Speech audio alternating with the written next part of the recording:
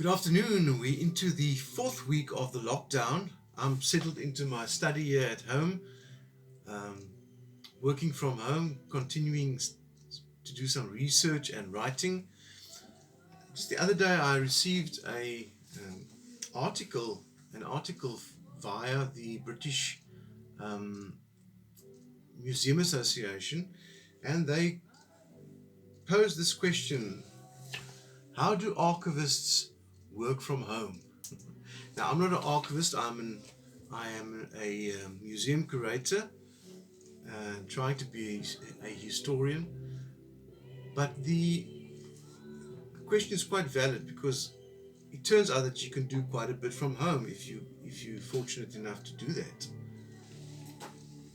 In order for me to continue my research and my writing, I've drawn uh, a number of boxes from our archives at the museum.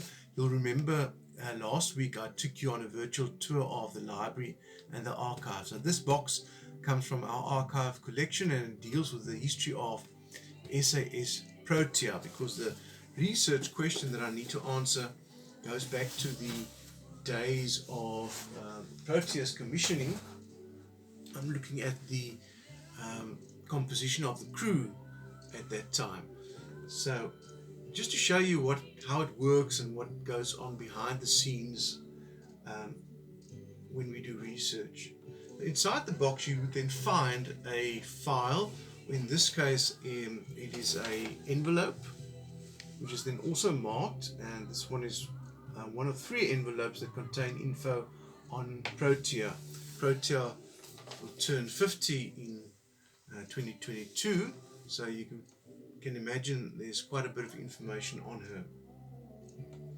Inside the envelope or the file, you would find, and this is the problem or the challenge that we've got, that there's such a lot of information inside this folder, inside the file.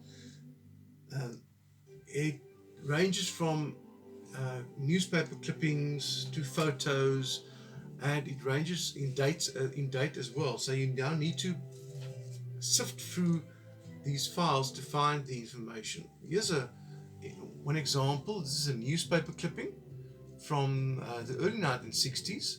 It shows HMSAS Protea, which was a predecessor of Protea. So in fact, this clipping needs to go into a different file that deals specifically with this ship's history.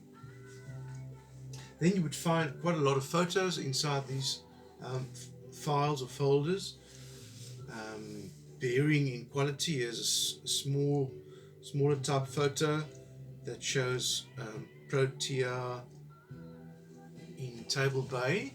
This could have been in 1997, I think, with the Presidential Fleet Review.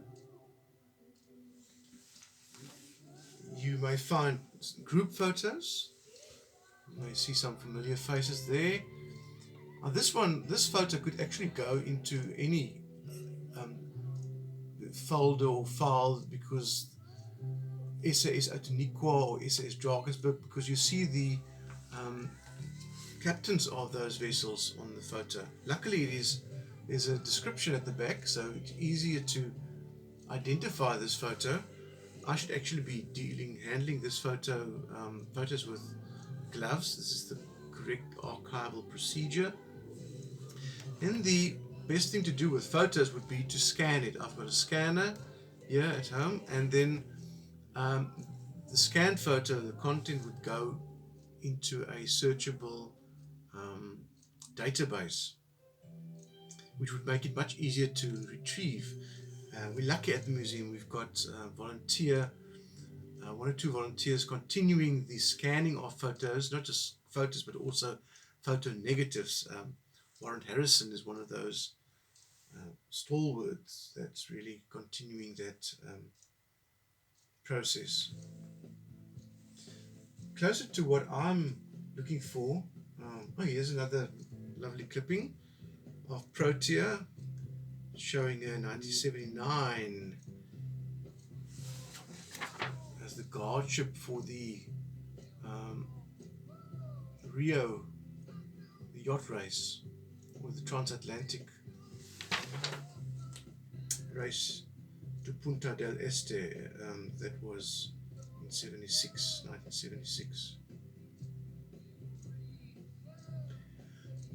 Okay, so the closer to what I'm actually looking for is now this program that dates back to 1971.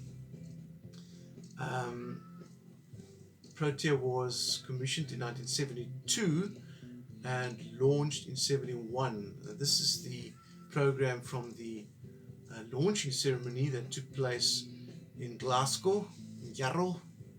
The ship was built in Scotland, and the wife of the Commandant General, or the Chief of the Defence Force, Rudolf Hiemstra, his wife, officiated during that event.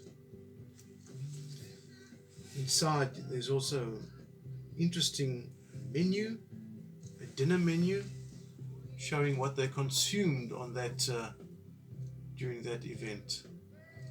Interesting stuff.